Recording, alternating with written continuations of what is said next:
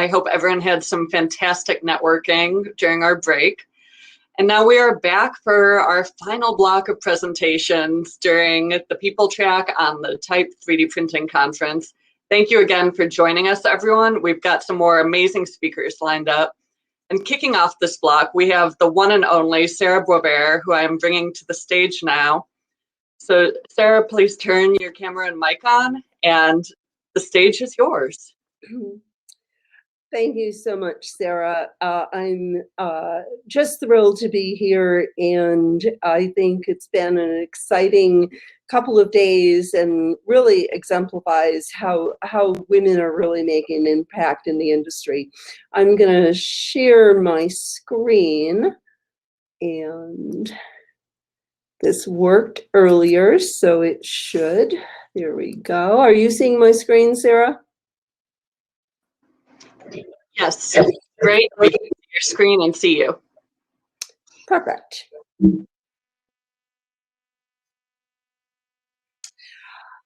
Well, thank you all so much for inviting me to speak about a topic that's really dear to my heart. And I spent my career in manufacturing.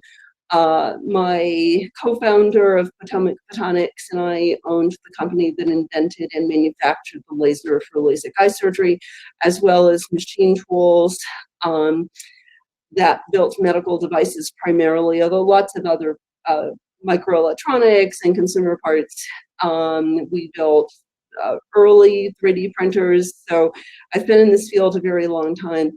But my history is actually in manufacturing. I grew up in New England, and there was quite a lot of manufacturing when I was a kid. We all know what happened to that. My dad had a job that was called a textile chemist and colorist, a degree that used to be offered at the Rhode Island School of Design that I doubt they offer today, since most, as we know, most of the industry in textiles went first to the South and then to other places like Brazil and Asia. And we started to see this happening. We started to see a lot of closed factories. And this happens to be a factory, I don't know what they built, but this happens to be a factory in Youngstown, Ohio. But with new technologies, we're seeing a real transformation. And here is Youngstown, Ohio, and this is a photo I took on the main street in Youngstown, where America Makes, the National Additive Manufacturing Institute, is now located. And if you look through those windows, there is every kind of additive machine that you can imagine. And this is really transforming from that previous slide to something vibrant and exciting that's happening around the country. A lot of the jobs that my dad and his friends had in the textile industry have become digital. And as all of you know, we live in a very different age. Ginny Rometty, who used to be the CEO of IBM, who is now, I think, the executive board level position, coined a term that I thought exemplified exactly how we think about these jobs. And she calls them new collar jobs. When Mr. Trump was elected in 2016, she wrote an open letter to a number of newspapers and said, "We're thrilled you're bringing back manufacturing." I'm paraphrasing here, but we're thrilled you're bringing back manufacturing, but we don't want those old steel mill jobs or coal miner jobs. We want new collar jobs. And what she's really talking about is how blue collar jobs, every one of them across industries, now have a digital component. With that, we're starting to see, and even before the pandemic, when we had very, very low unemployment, there was still a huge need for workers with these kinds of digital skills, these kinds of skills that are ubiquitous, again, across industries. The World Economic Forum predicts that by 2022, which is very much around the corner, 75 million jobs, they estimate, will be lost to automation. The flip side of that is that approximately 133 million jobs will be created for these kinds of new digital, new collar careers. So because I come from manufacturing and had for many years had to find my own employees, I had done a lot of work with community colleges developing curriculum. And people kept asking me, can you help us develop a curriculum? And I didn't really know what other companies needed. So I, a few years ago, interviewed about 200 manufacturers from Apple and GE and GM and Ford and all of the big names down to startups as to what were the needs they had for operators and technicians. And many of us in manufacturing will not be surprised, but 95% of the 200 people, the first thing they talked about were problem-solving skills. And a lot of that has to do with these new technologies where we really don't have a history in the company in, for example, an additive. You can't go to Joe in the back room and say, hey, Joe, you know, my machine's not working, what can I do? Because the chances are Joe's never used a 3D printer. They were also looking for hands-on experience. A number of groups told me that they reach out to the rural areas where people are still working. Actually, Medtronic in Denver in the last few years has been busing people to Denver an hour and a half each way from rural areas, because that's where you can find the people who are still running CNC machines and welding and all of the tools that manufacturing needs. They also, of course, talked about digital and computer skills. Internationally, predictive analytics is the one skill that CEOs think is going to be the big difference in their competitive advantages. But they also talked about CAD design, they talked about generative design, all of the kinds of digital skills that you would expect, as well as 3D printing. And of course, I don't have to explain this picture to this crowd, having service technicians, both within their companies and readily available to solve the kinds of problems that a new technology faces. And so when I got done with this research, I thought, you know, we're going about this all wrong. I don't need to develop a 2-year degree. First of all, it's not going to be enough time. The employers, even today, with the jobless rate being what it is, people are still having a hard time finding people with the right skills. And that we really need to rethink, both from the employer standpoint and from the student standpoint, a different kind of training. And I also realized that this is exactly what we do in Fab Labs. So my lab in Santa Fe, New Mexico, I have 2 labs, and they are both part of the International FabLab Network, which was created at the Center for Bits and Atoms in the Media Lab at MIT. We have about 2,000 labs around the world, and much like what happens in makerspaces, although we're a little bit more connected as a community and often are in institutions, but as you can imagine, the kinds of work that we do in the labs is exactly what people need, and starting with that identification and solving of authentic problems. For any of you who are MIT grads, you're very familiar with the MIT problem sets, and our work really is an extension of that, but also the many other skills that employers were looking for. And of course, as an employer, I knew that trained people are the key to a successful company. I didn't build the lasers, did in the early days, but it was really my employees. It was really the people on the shop floor who made a difference and made our company the success that it was. As we bring in more robots, you know, many people are now seeing those as cobots. And I like to emphasize that we still need humans to design, program, monitor, and yes, still repair the robots, despite what's going on at MIT in terms of robots that fix themselves right now. They still need a helping hand. The other thing that jumps out at me is that the robots are doing the repetitive, unsafe work, the low cognitive kind of skills can go to a machine, but it still takes a human to innovate. It's the humans that recognize connections and have the creativity that can bring about real change in the world. So as I looked at this, I thought we need something different, and I did a lot of research and was very impressed by the work that had been originally done by IBM and Mozilla to create digital badges. They are kind of like a Boy or Girl Scout badge, and the thing that was really applicable to my research was that they verify a specific skill. So they are short in duration and affordable, which is a big thing for kids today. And so I really wanted something that was project-based as to follow what we do in Fab Labs, but also that documentation of the project can demonstrate to an employer exactly how the person solves the problem. And, it's one thing to say I took a test and, I passed the test and ostensibly I can run a 3D printer or fix a 3D printer, but it's a whole nother ballgame when you've got somebody who needs to make a change or solve a problem, get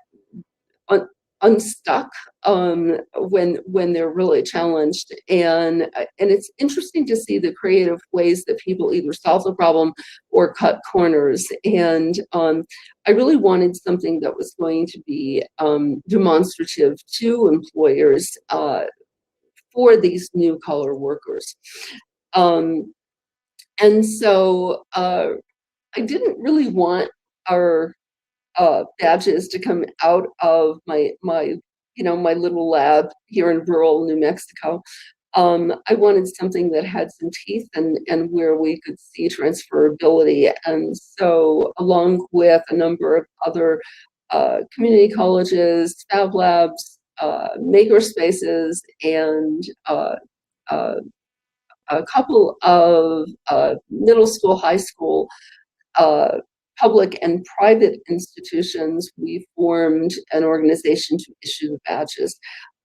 We are a recognized organization in the MIT FabLab network, which also gives us a lot of credibility. We vetted our badges with both the academics and with industry. And I am really excited about this community. And I think that it really allows us to have a lot of reach. And so our network covers North America and includes really some essential skills that we started with. Oh, it's not what I wanted. We started with additive because we had funding from America Makes, and we started with FDM and SLA. There are 5 or 6 badges that stack into a master badge, and they start with design, as you would imagine, and through operation, troubleshooting, post-processing, things like that.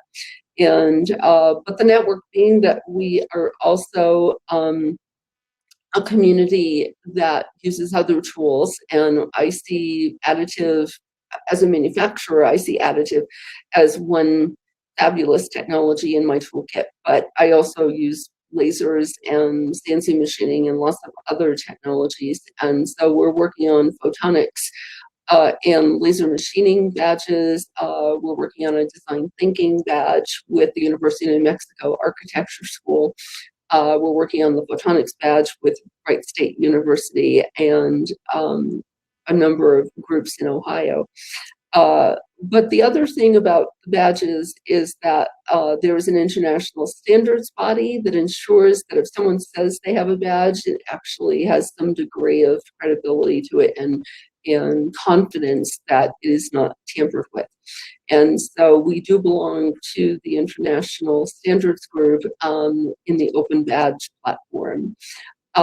In the last few years, I've been consulting for the National Governors Association Future Workforce Now project, and what really jumped out at me in the couple of years that we did research was that the kinds of new collar jobs that I had originally started with in manufacturing are now ubiquitous across industries. And of course, I'm sure you all saw the Walmart notification the other day about increasing the number of automation tools in the stores and in their warehouses.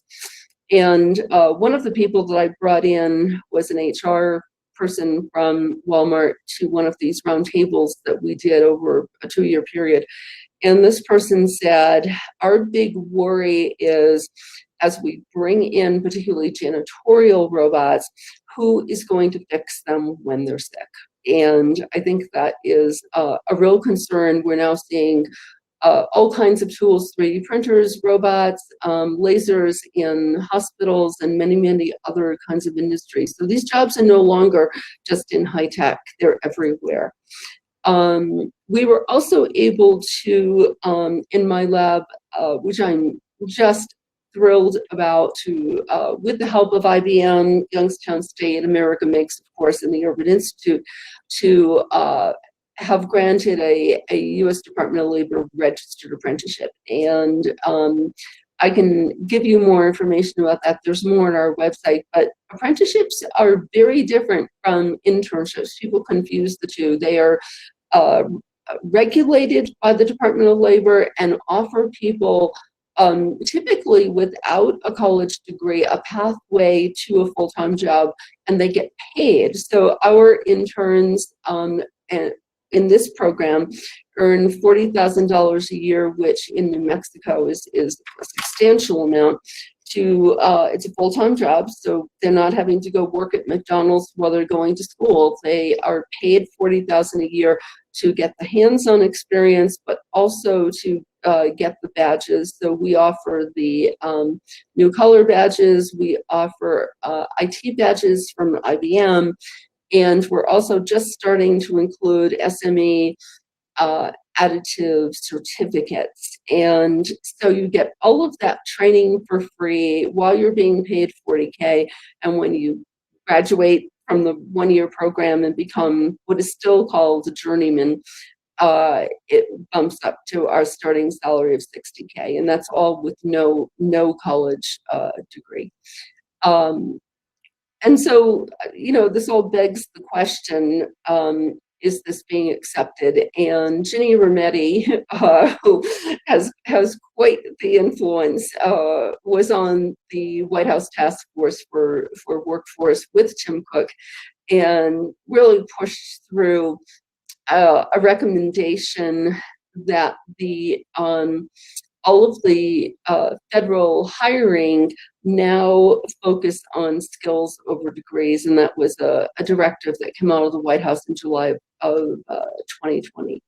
So we're starting to see more acceptance across industries. People can't wait for somebody to get a 4-year degree, and if they can actually do the work, that's what really matters. We have an exciting new collaboration with Matter Hackers, and Matter Hackers is bundling our badges with a few of their products in order to get people the kinds of training that they need. But acceptance from industry for hiring people is really starting to take off. So clearly, you know, my feeling is if you can get people good jobs that are engaging and well-paying, without the debt of college and the 4 years, and college, quite frankly, isn't for everybody. It's not where people want to spend their time.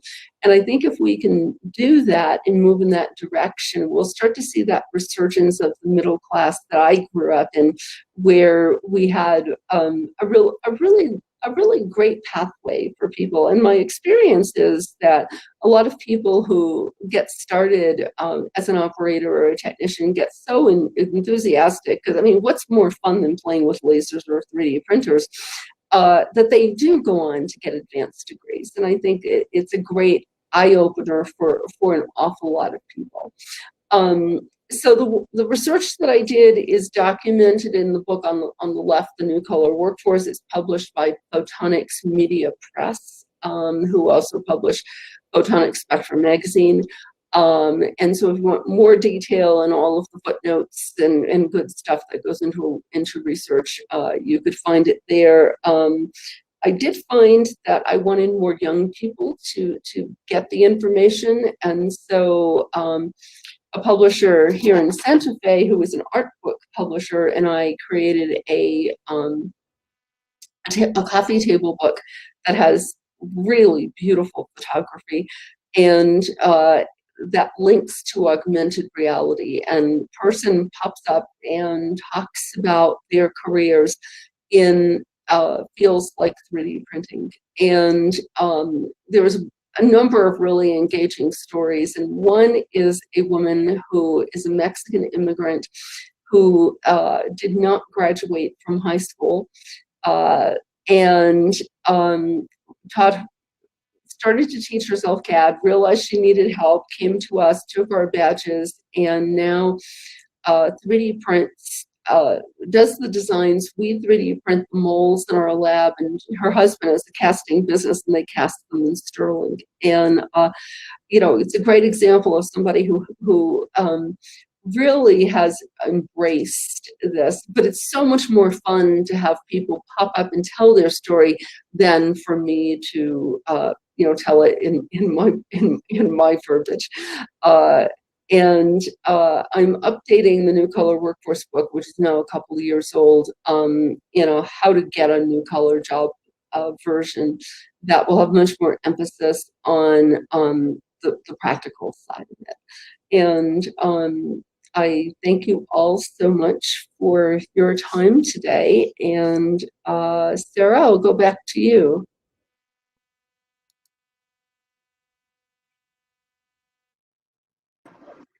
Fantastic, Sarah. Thank you for sharing with us.